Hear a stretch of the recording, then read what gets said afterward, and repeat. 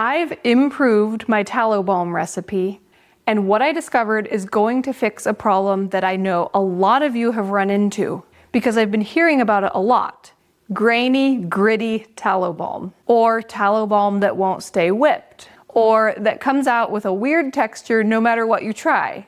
It took me some real experimentation to figure out what was actually causing this, and more importantly, how to prevent it. And the solution turns out to be something you'd never guess if you were just following a basic recipe. Stay with me because I'm going to walk you through exactly what I figured out, including a couple of tricks I've never seen anyone else talk about. And I promise by the end of this video, you will know how to get smooth, beautiful tallow balm every single time. And before we get into it, if you would like a collection of DIY home remedy recipes, make sure to grab my free ebook. It's linked down in the description below this video. Now, I want to tell you up front that the solution depends on what type of tallow you're working with, and that matters more than most people realize. So I'm going to cover both scenarios: soft trim fat tallow and hard leaf fat tallow. And make sure you stay through both because the approach for either one is actually quite different. Let me start with the problem because I want you to understand what's actually happening at a fat chemistry level. Because once you get it, the fix makes complete sense. Graininess in tallow balm is caused by the fat molecules separating when the tallow is allowed to solidify slowly. When tallow cools down gradually, certain fat fractions crystallize at different rates. And that uneven crystallization is what produces that grainy, gritty texture. And this especially happens with softer tallow, which is tallow rendered from trim fat, compared to harder leaf fat tallow that comes from fat around the internal organs, especially the kidneys. Softer tallow has a different fatty acid composition and is more prone to this slow, uneven crystallization. But here's the key insight. If you force the tallow to solidify very, very quickly, it skips that slow separation process entirely. When the fat crystals form quickly and all at once, they form evenly and the result is smooth. This is the core principle behind everything I'm about to show you. Speed of solidification is the secret. So you don't need different tallow, a different recipe, or special ingredients to fix this. You just need to understand what's causing it and change one variable: how fast you let it solidify. Let me show you exactly how. Okay, so let's start with making solid tallow balm with soft tallow, because this is where we see the grainy problem show up most often. If you're making solid tallow balm with soft trim fat tallow, the fix is to get it into your jars and into the freezer as fast as possible after pouring. Here's exactly what you do. Make your tallow balm mixture as usual. Melt your tallow, add any liquid oil if you're using one. If you're using soft trim fat tallow, you often do not need to add any liquid oil, just a hint. And then add any essential oils if you're using them. Pour your mixture immediately into your jars. And then, as fast as you can, get those jars into a freezer, preferably a deep freezer if you have one. The goal is to make that tallow balm go from liquid to solid as rapidly as possible. What you're doing is preventing those fat molecules from having time to separate slowly. By forcing the whole thing to solidify all at once, you get an even, smooth, beautiful, solid balm instead of that grainy texture. I was amazed the first time I did this and saw the difference in how it came out. This is a zero-cost fix. It's just a change in technique. Next time you make solid tallow balm with a softer fat, pour and freeze immediately. That's the solution. Now here's where it gets a little more interesting, and there's actually more than one approach depending on what you're working with. For whipped tallow balm with soft tallow, the same technique principle applies, but the process looks a little different.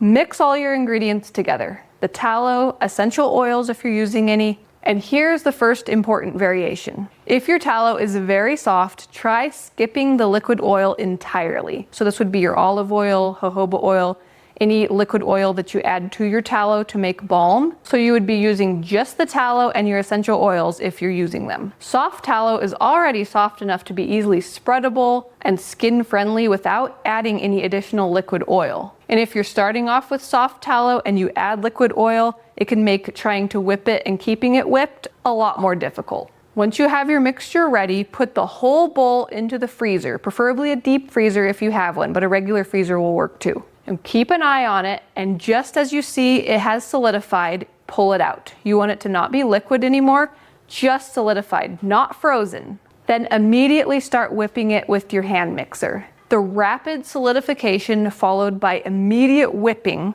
is what gives you that beautiful, fluffy, soft tallow balm with a smooth texture instead of a grainy one. It does take a little practice to get the hang of exactly when to pull it out of the freezer and start whipping, but once you do it once or twice, you'll get the hang of it and you'll have a feel for it. And the result is so worth it. Genuinely smooth, luxurious whipped tallow balm every single time.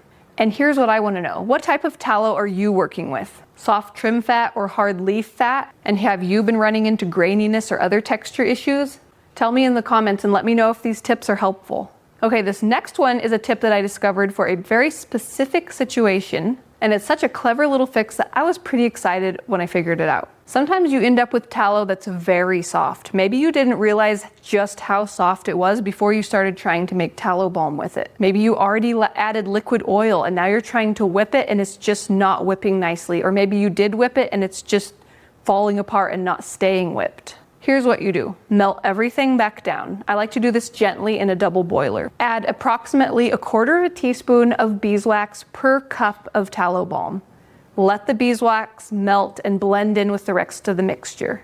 Let it re-solidify quickly like we talked about before, putting the whole bowl into the freezer and pulling it out just when it's solidified, and then whip it again. The beeswax adds just enough texture to the mixture that it'll whip beautifully and keep that nice whipped texture even when the tallow is quite soft. And I find that it doesn't change how it feels on the skin in any significant way. It doesn't add a strong scent or anything, and a little bit goes a very long way. This is also a great option if you want to make tallow balm with soft tallow that will be for a gift or something that you want very shelf stable. If it's going to sit for a long time or maybe be shipped somewhere and you want to make sure it holds its texture well. The beeswax gives the whipped tallow balm more stability and longevity. So a small package of beeswax lasts a very long time because you use such a tiny amount whenever you need it. It's an inexpensive and really elegant solution to what can be a frustrating problem otherwise. And I love having it in my toolkit. And last, let's talk about hard leaf fat tallow, because the approach here is actually opposite in one important way. And getting this backwards is one common mistake. Hard leaf fat tallow from the fat around the internal organs, especially kidneys, is firmer, smoother, and has a different fatty acid profile from trim fat. It's really the highest quality tallow for skincare, but it does behave differently in a recipe compared to soft trim fat tallow. With hard leaf fat tallow, you actually do need to add some liquid oil to make it soft enough to use and to whip properly. And this is my original recipe setup. 1 cup of hard leaf fat tallow to about 1/4 cup of olive oil or jojoba oil or whatever liquid skin-friendly oil you'd like to use. Without that liquid oil, hard tallow balm can be much too difficult to spread on the skin and very difficult to whip, and it will often not stay a nice fluffy texture but become very hard even after it's whipped. And you definitely do not need to add the beeswax option with hard tallow because that would make it much too stiff to work with. It already has plenty of structural integrity on its own. With hard leaf fat tallow, the fast freeze method is still helpful for getting a nice uniform texture, but it's really not necessary. With hard tallow, you have a lot wider window of time for it solidifying, and it's a lot less critical than it is with soft tallow. So if you've been struggling with making tallow balm and you're not sure what type of fat you have, here's a simple test. At room temperature, does your rendered tallow look like firm butter or more like soft coconut oil? Firm like butter, like cold butter, is leaf fat. Soft like a soft room temperature coconut oil is trim fat. And once you know this, you know exactly which set of tips applies to you. Understanding which type of fat you're working with is honestly half the battle. Once you know that, the rest of the recipe becomes so much more predictable, and you get rid of the frustration. So to recap, if your tallow is coming out grainy, the solution is to make it solidify as fast as possible, using the freezer. If it's too soft to whip, try skipping the liquid oil, and if necessary, add a small amount of beeswax to help give it structure. And if you're working with hard leaf fat tallow, add your liquid oil, and enjoy the fact that you're working with the most beautiful, stable tallow that there is available. If you'd like more DIY natural remedies and home skincare recipes, I have 3 free ebooks down in the description. My DIY home remedy recipes ebook, my natural beauty recipes ebook, and my DIY personal care recipes ebook. All of them are completely free and they're down in the description for you. Now that you know how to make the best tallow balm, no matter what type of fat you're working with, you might want to know the ultimate guide to rendering tallow and what mistakes to avoid. But how do you do that? It all starts by watching this video here next, because when you pair what you're about to learn there with what you just learned here, it is so powerful. Give this video a thumbs up if it helped. Subscribe for more tallow and natural living content. Thank you so much for watching, and I'll see you in the next video. Bye.